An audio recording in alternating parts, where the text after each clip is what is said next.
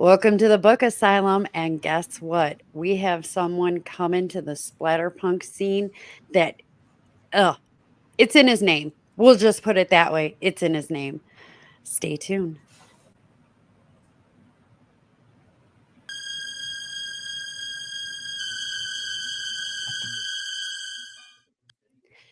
Thank you for being here. I want to introduce you all to Mr. Chuck Nasty. Just saying, it's in his name.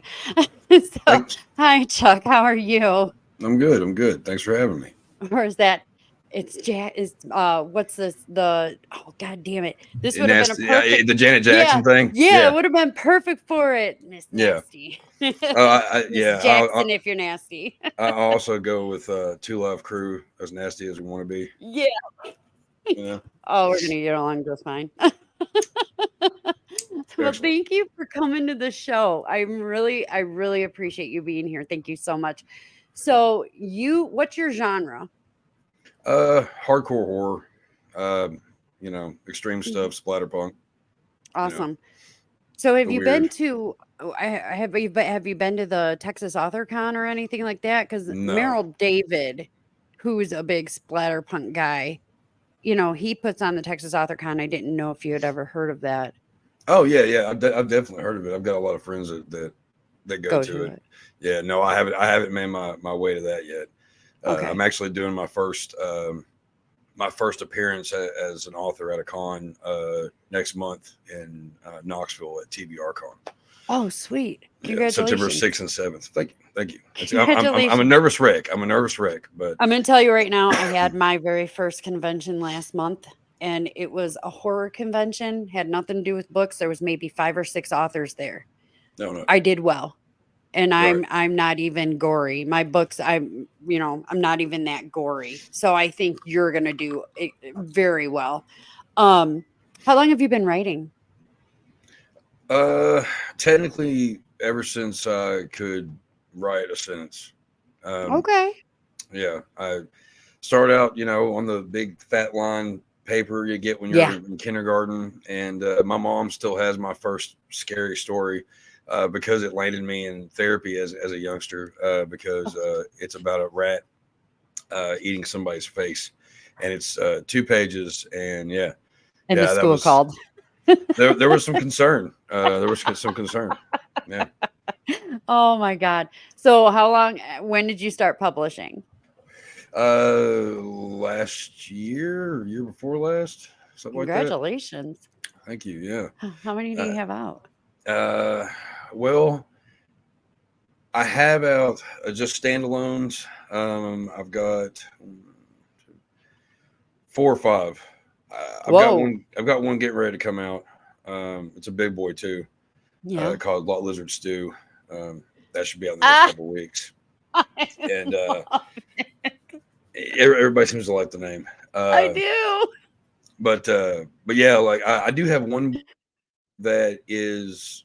I took it off Amazon Yeah. to get it cleaned up a little bit Mhm. because it was a book that I wrote like 8, 9 years now at this point, Right. and I let Stuart Bray read it, and he told me that I should put that out. And it originally was supposed to be my first book, Mhm.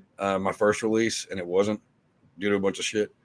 Um, but so I took it. I took it off Amazon recently because I've got somebody cleaning it up for me, and basically I'm going to add some stuff. And it's called House of Flesh, and hoping around October sometime to have the reissue out. It's got a cool introduction from another author that I won't say just yet. And I'm going to be adding an extra story to it. So give people that already have it a little something extra to enjoy as well. Yeah. Oh, Yeah. that sounds so cool.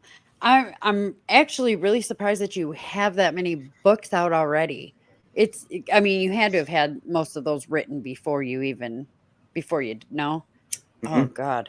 No, Is this your full time?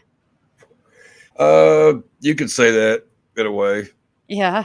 In a way, yeah. That's nice because I wish that I could write full time. Unfortunately, I have a job that pays the bills. All right. So, Well, I'm not. I'm not. I can't say that I'm full time writer. because I'm also a podcaster, a musician, and a Oh, father. wow. Oh, wow. So I do a little bit of everything, you know. Okay. So like I can't, I'm not the books have paid a couple of bills here and there, but I'm not to the point where I'm. Just doing that. Right. Yeah. Well, Yeah. that's cool though that you still have that amount of time that you can kind of divvy up your day with, music, podcasts, books. I would love to be able to do that. I've been running around today like a chicken with my head cut off. You're my fourth one of the day today, my fourth podcast of the day today. And in between there, I've been trying to also clickety clack my own fourth book and, all this stuff. So I get it. I and get and it. I was a single mom for until they were grown. So I mean, I get how much time, and Hmm. especially depending on the age group, how much Yeah. time they take. Oh gosh.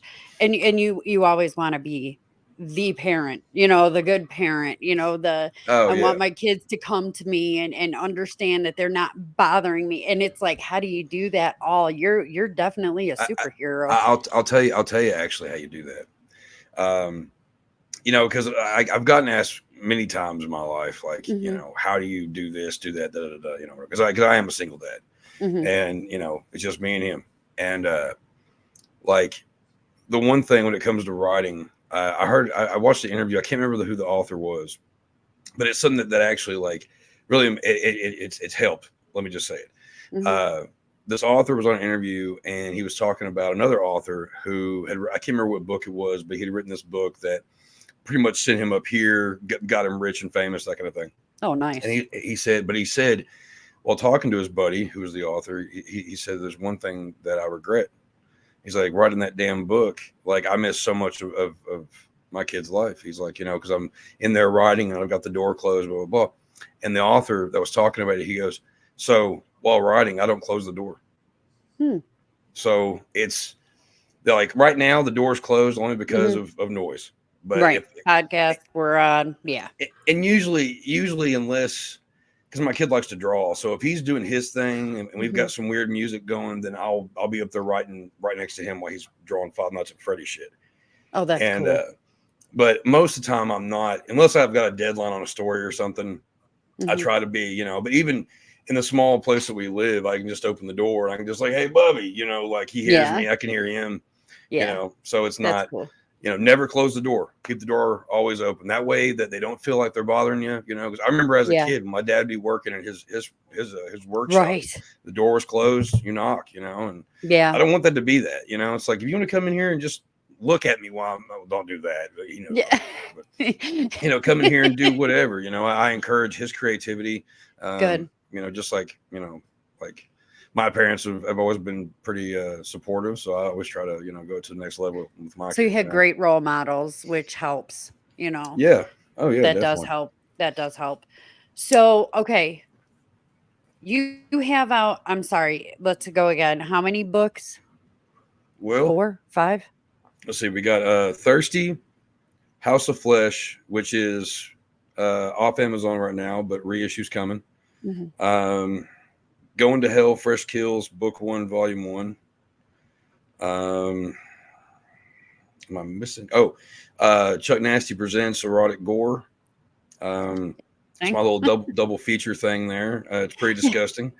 And then my new one, uh, New Lot Lizard. Lot Lizard Stew, which is getting ready to be out. So I got five technically. So 5 yeah, and in a then year and a half. I'm in a shit ton of anthologies too. I'm in Judas on His Gas. Unveiling Nightmares put out Body Horror. I'm in that along with the Splatology, and they got the Wow. Splatology 2.0. I was in Shocking Sojourns that Sydney Schiff put out, um, and a couple of others. Modern Grotesque with Stuart Bray and Jason Nicky and all those folks. Wow. So yeah, my head about exploded there for a little while. You Yeah. know, well, I and That's a lot. That's a lot in a year and a half. yeah, well, the thing is though, is like there's a couple of things. Is like it's all about the grind. Yeah. Somebody like me, anybody is creative, honestly. there's a certain point in your life where, like, if you don't get to create, your head wants to explode. Yes. And I have to constantly be doing something. If I haven't written in 4 or 5 days, I'm like a junkie, Hmm. and I start getting aggravated and start getting worrisome. Start And twitching and yeah, the eyes going, eh? yeah, it's true though. It's true. I have to constantly be doing something. And when it comes to the anthologies, because I got kind of aggravated, I couldn't wait to be done. Hmm. I've got two anthologies that I'm writing stories for right now, and I can't wait to be done with those, so I can focus more on more of the standalones. Right. But anthologies, I also play music and stuff, so it's like it's the same thing as that. You pay your dues, you Yeah. play shows or whatever. So when it comes to writing, it's like you have these anthologies, and it's kind of like paying your dues. Right. You get Yeah. your stories out. You want, it's you get your name out there, and you just, you ODB it, and you just put your shit all everywhere it will go.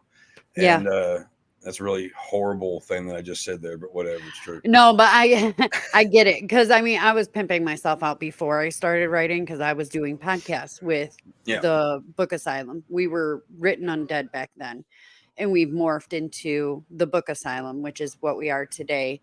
Um, so it's like, before I even wrote, we had people who knew who we were, and it was really interesting, because yeah, the podcast ended up getting pretty big, where we had to divide up and divvy up, and certain people were doing certain podcasts and stuff like that. So, like, it's really cool to see how far we've come in just since 2021, 22 ish. Yeah, right. 21.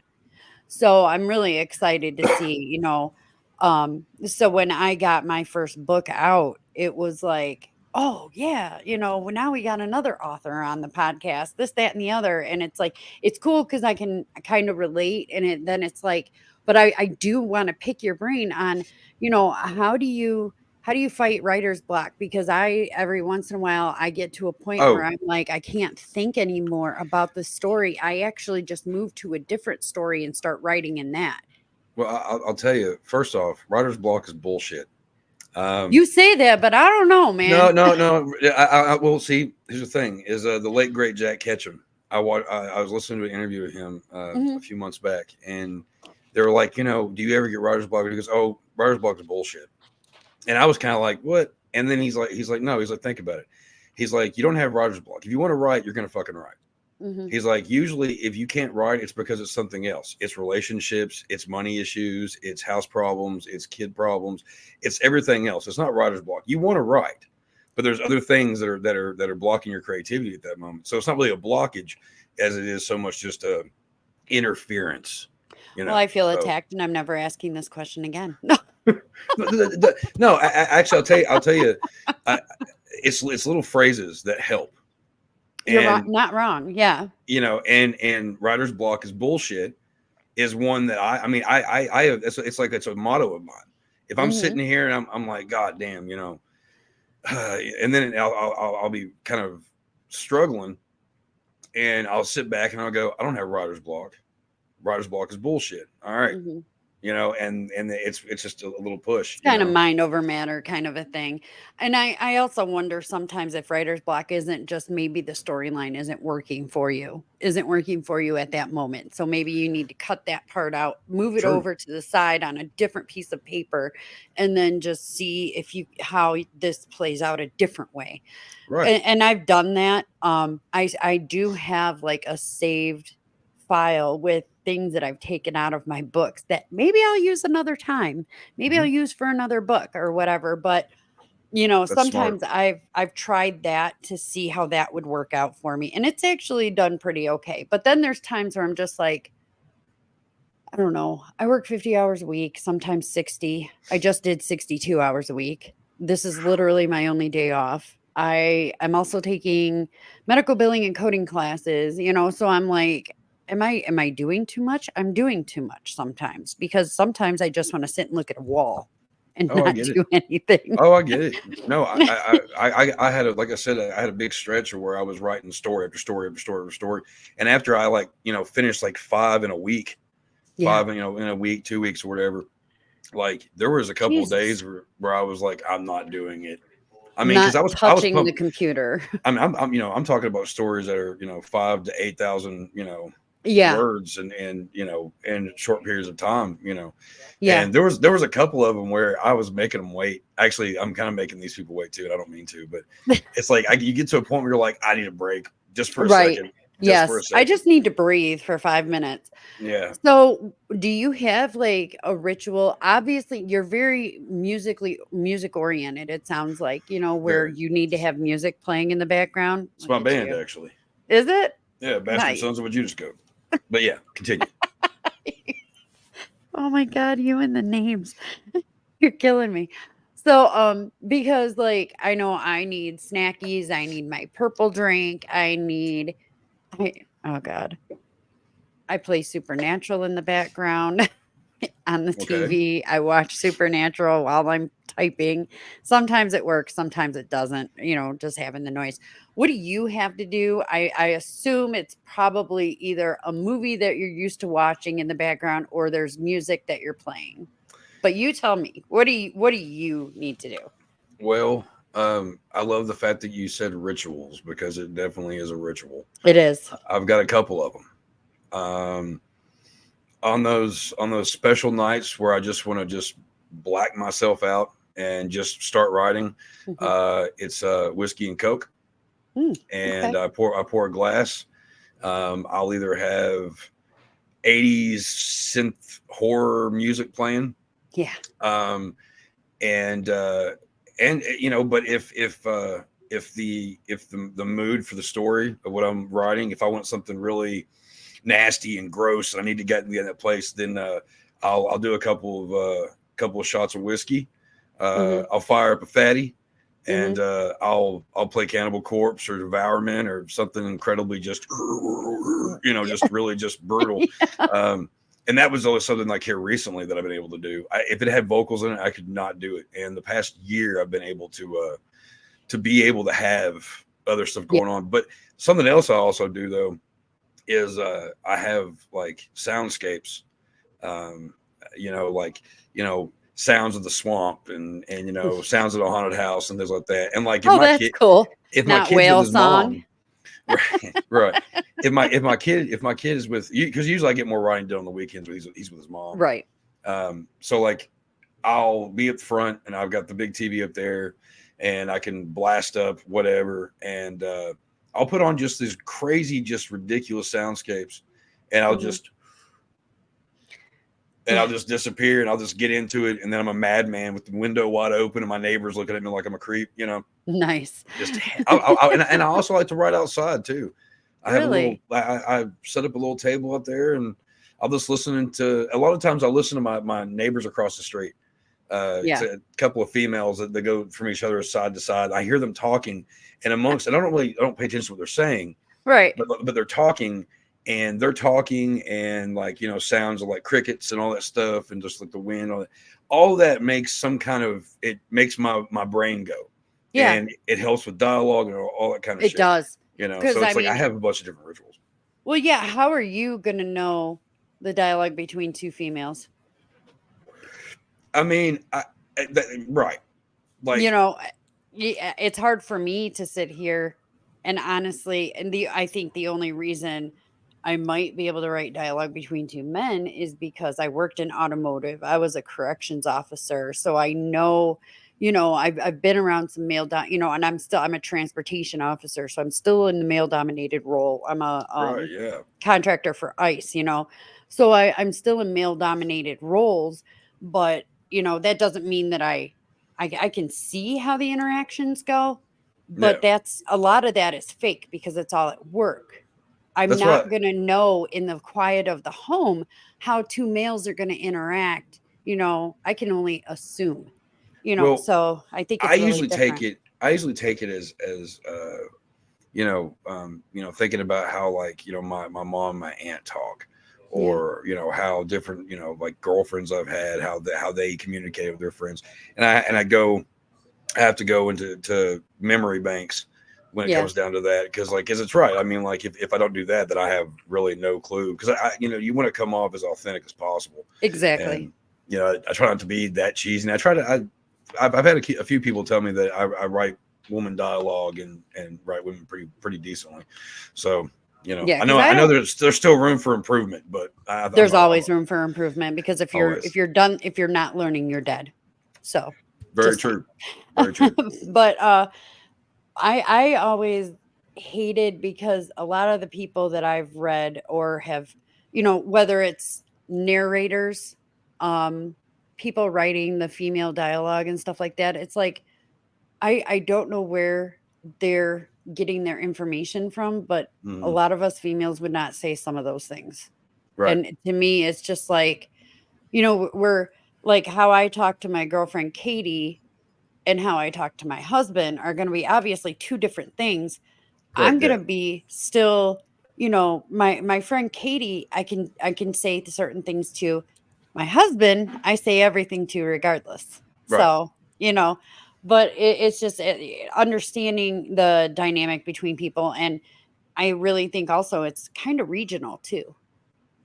Yeah, I don't know if you're from the East Coast and you were born and raised there.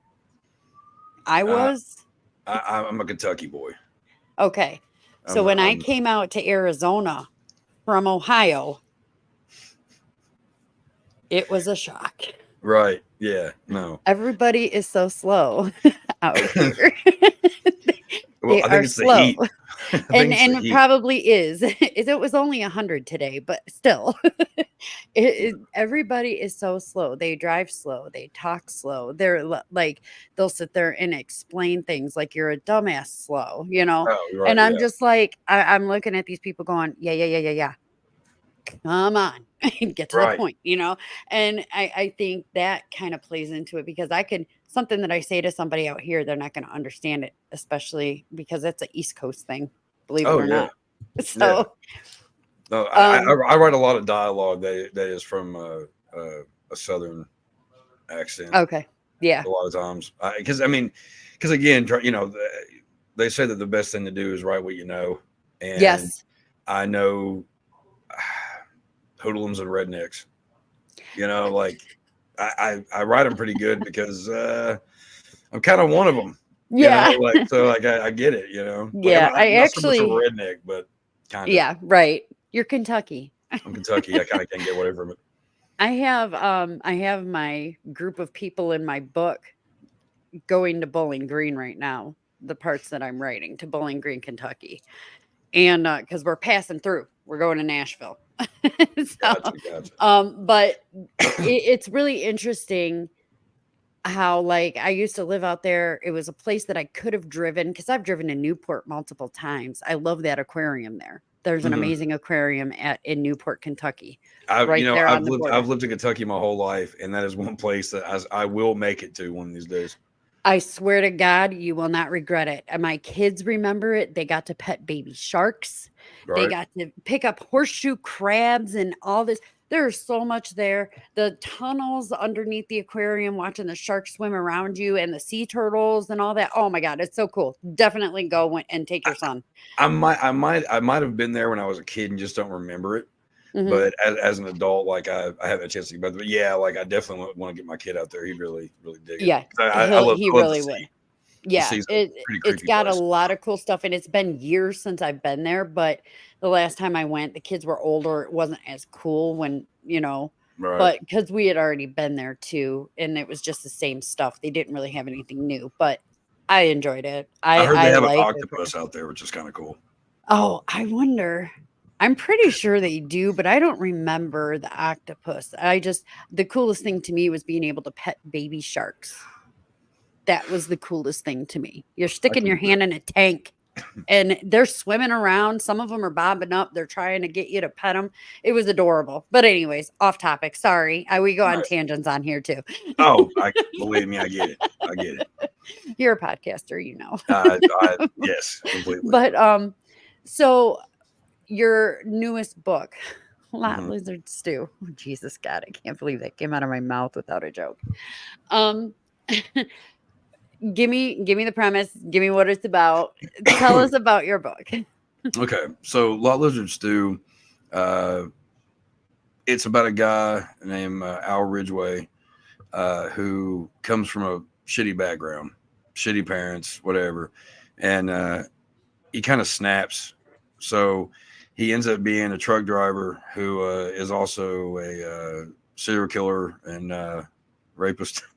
And when he's done doing what he needs to do with these bodies, Mhm. he takes them and he has to feed them to two-headed mutated alligators named Waylon and Hank. What the fuck? Yeah. And basically you just it talks about how that all that started with him and the guy before him and a bunch of shit. And then somebody comes in and pretty much ruins him and a few of his buddies' day. And yeah, it's chaos. It's chaos. It's a Well, big I book. mean, I guess first of all, kudos on the thought of what to do with the body when you're done with it. Oh Um, yeah.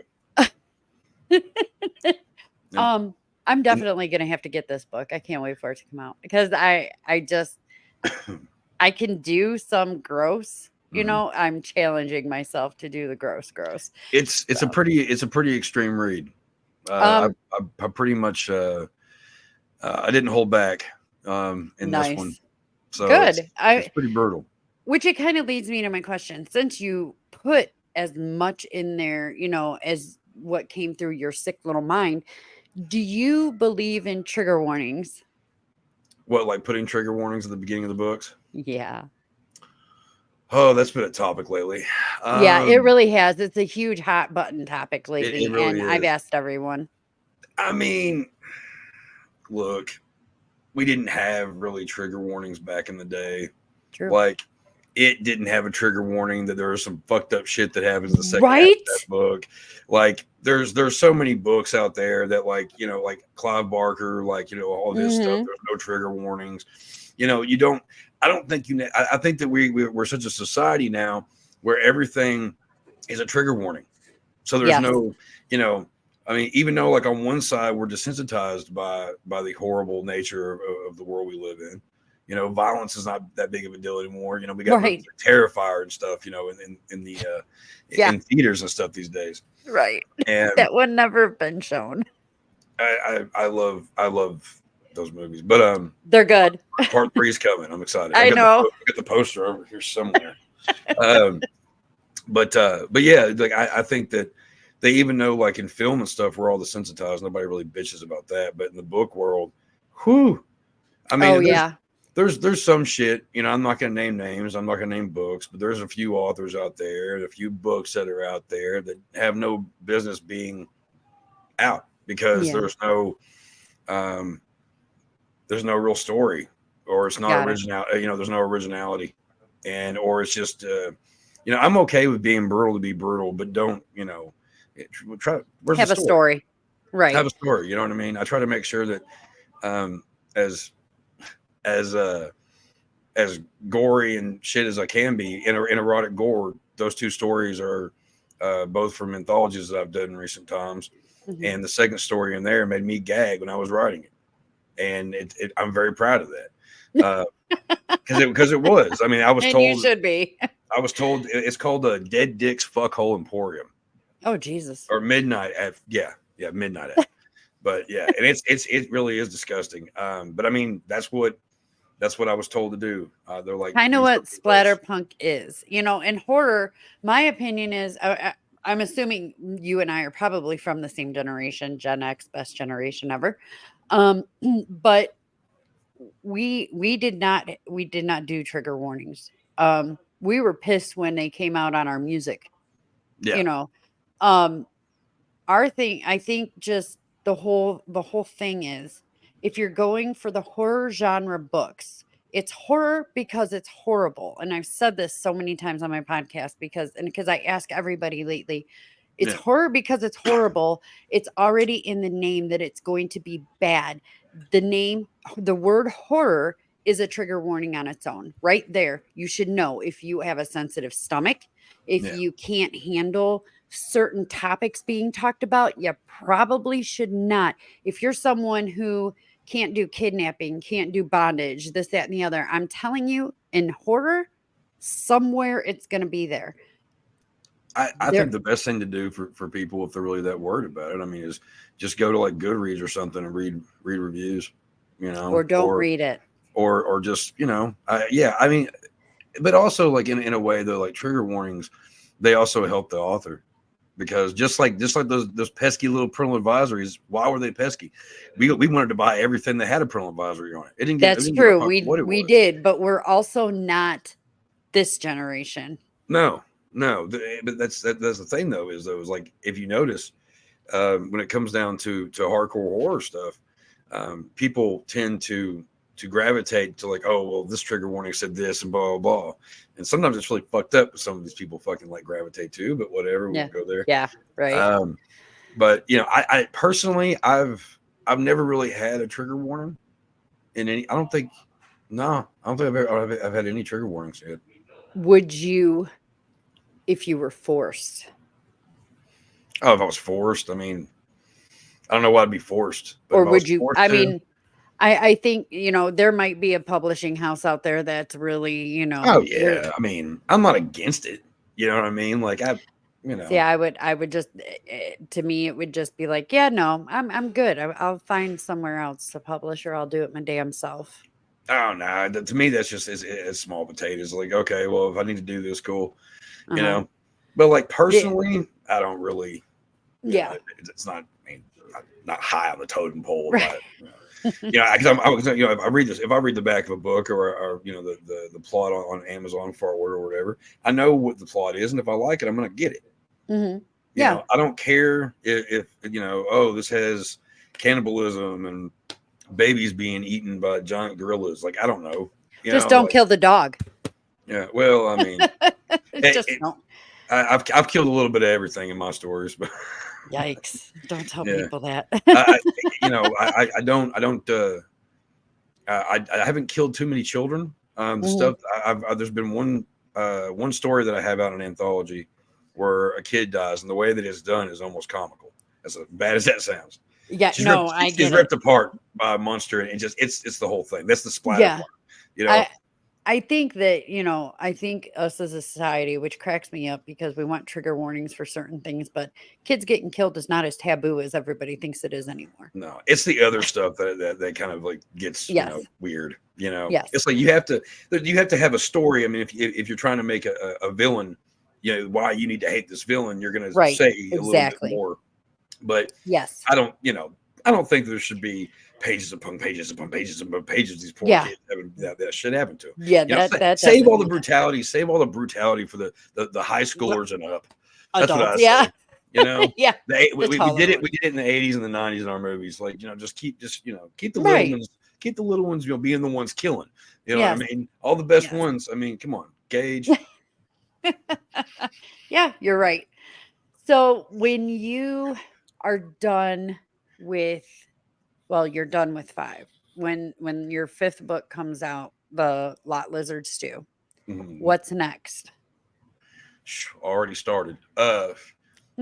Well, um, I have, like I said, I've got two anthologies that I'm working on stories for right now. I've got another book that I'm working on with my guitar player in Bastard Sons of a Judas Goat. We've got a whole thing we're working on. I have the second book to Fresh Kills that I've got to do, and there was one other one. Oh, and I've got there's a couple of other little projects that Mhm. I'm kind of doing. I've got a story that I think would be a good novella. Have you ever heard of the movie Undertaker and His Pals? No. Okay, it's an old '60s like schlock comedy horror movie about an Undertaker who's friends with a couple of guys that own a cafe, and they all go out and kill, right? Huh. And like the cafe, like a woman will be missing because they killed her, and her last name will be Lamb. So what's the special of the day? Oh Leg of lamb, no. leg of lamb. So it's a movie that only there's only a whole little groups of people that actually know this movie is even a Yeah. thing. It's ridiculous on so many levels, but I highly recommend it. Um, but like so it's like little things like that in it that kind of make it kind of funny. But so I've always, being a fan of this, I always thought, man, it'd be kind of interesting if they were to remake it in some way, shape, or form. And it's it's been so many years, since I first heard about this movie and all this shit. And it's like, all right, I'm just gonna write my own kind of thing to it, and so that's kind of something that I've been kind of working with. Um, Nice. and so it's called Funeral Home Themes, and it's basically a not a it's kind of a sequel, but Uh-huh. also not. I change a few things in it, and it's basically the Undertaker is telling his tale from prison, basically, uh, because a bunch of funeral homes that he ran, they found out that the bodies were in there rotting, um, Okay. and which I got that part of the idea from real shit. I was gonna That say from the news. Yeah, I got a buddy that lives right down the street from in Indiana, in Jeffersonville, Mhm. where 31 bodies were found in a funeral home just rotting. Oh my god. Yeah, We had that happen in my happens all the hometown. time apparently. Yeah, yeah, it happened in my hometown, and I'm just like, I don't understand why, but whatever. Yeah, It's ridiculous, but it hey, it's is. great for stories. It is. It's really good. I mean, You know. truth is stranger than fiction, is it not? Well, I mean, I think some of the best stuff, you know, people, or if you're ever really needing some kind of plot or an idea, or if you just want something to trigger your creative membrane, um, just watch the news, or people watch or something, Yeah, because yeah, a lot of the things that I've written about are loosely based on real shit that I've read about, saw, something, yeah. um, it's life is the biggest. There is more brutality and horror in our real world than you could Yes. ever. Than Uh, you could ever write. no, and the thing is, though, is in the way that I do it is like I hear a horrible story, and I work on making it worse, Yeah, yeah. On and that's just purpose. Yes. yeah. It's like, well, how did It's this a person go gift.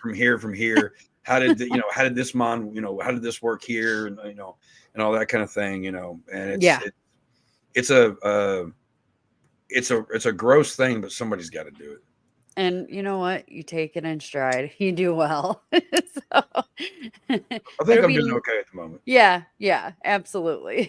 So, um, so then have you ever considered genre jumping? Because I know you're mingling, but are if you have you ever considered just going like, I don't know, thriller, psychological thriller or anything like that? Would you use your same name? Well, I have thought about doing something, doing something a little different at some point. Mhm. It's really hard for me to say about writing something that's tamer, Mhm. because I've tried writing stuff that's tamer, and it's just like, oh, this is a good scene for a shotgun blast to the face. You know what I mean? Or something, completely disgusting and gross. And Yeah. so it's hard for me to be that way. The only thing that I have thought about is writing erotic fiction. But Mhm. the thing is, I already do that. Um, Yeah. and what I do now, I just, You I just add mesh it the together. horror. Yes. Yeah. So I plan on writing. I've got some like splattery western ideas Mhm. that might get started at some point. Detective stuff. I've written a couple of detective stories, so I'm thinking about actually doing a full novel on that sometime, because I kind of like want to do something like those old school pocketbook, little novellas of Yeah. Sam Spade and all that kind of Yeah. shit. Yeah. And just but have it more hardcore, basically. Yes. So Yeah. I don't. It's always going to be. It doesn't matter. I can mix genres all day long, but it's always going to Mhm. be. There's always going to be something extreme that's going to keep it as me. If I was to do something tamer, um, like, for God forbid I decide to do a fucking young adult book or some shit, I might change the name. Mhm. Just because, like, my name is pretty much, if you know me and know my stuff, there's a good chance it's going to be pretty unsavory and not for kids. But if I was to go to write a kids book, I'm going to have to change the name, You're because gonna have to. they're not Yeah. going to know what it is, or because, They're like, gonna a be like, parent, "By somebody, author Chuck Nasty, what?" well, they would either be horrified and thinking that I just tamed down completely for no reason, or Yeah. and I Yeah. don't want to mix those two. I think that I would probably just use some stupid cutesy name for that kind of shit, but Right. I don't foresee me doing that. Yeah. So At least yeah, not yet. Chuck Nasty for now. Chuck Nasty for Well, we are out of time, but I want everybody to know where they can find you. I do have it scrolling across the bottom, but go ahead and tell us where we can find you. yeah. Chuck Nasty on Facebook. Um, and Amazon's where you can get my books. Unveiling Nightmares, I've got a few releases out on there. Lot Lizard Stew will be out on Unveiling Nightmares as well. Um, you can find my band Bastard Sons of a Judas Goat on Facebook as well, and Bandcamp and Spotify. And we've got a new album called The Decay of Man that's getting ready to come out. Oh, sweet. Um, the podcast I do every Tuesday night at 10 o'clock p.m. Eastern time is Video Store Clerks. That's on Facebook and YouTube. And there's a plethora of band stuff on YouTube and a bunch of interviews you can probably find with My Ugly Mug on there as well as the other podcasts and shit. So it's oh, and Awesome. there's also the other podcasts which are halted at the moment, but getting ready to start back up. Nasty Nation and Graveyard Talk. They're on Okay. the same thing. Just look up Graveyard Talk and or Nasty Nation. You can find them on Spotify. And yeah, interview bands and we talk about horror movies. And it's just Awesome. audio. It's good stuff. So Oh yeah, my God. I gotta have you talk to Dungeon Dan, one of my buddies who also does podcasts too and stuff. And he did special effects and everything like that. You guys would the horror movie thing, you guys would just hell yeah. probably know a lot about. You guys would there'd be a Uh, bromance. But when it comes to horror movies, I can talk for days. yeah. It's annoying to some people, but He's that kind of guy too, and, but I appreciate and love Dungeon Dan, but we are out of time here at the Book Asylum. I wanna thank you, Chuck Nasty or Mr. Nasty, and, thank you for being here, and thank you for coming on. I wanna get you back on. yeah, We'll definitely set up a time, get you back on, and we'll do another 45 minutes of, you know, just talking you know, yeah. theory and all that. So, and maybe next time we'll go on my paranormal podcast and we'll talk some creepy shit. Hey, So, just holler at me. I appreciate being on, and all right. yeah, I'm always good. Thank you so much for being here and we will see you guys later. So, check us out next week. Thank you.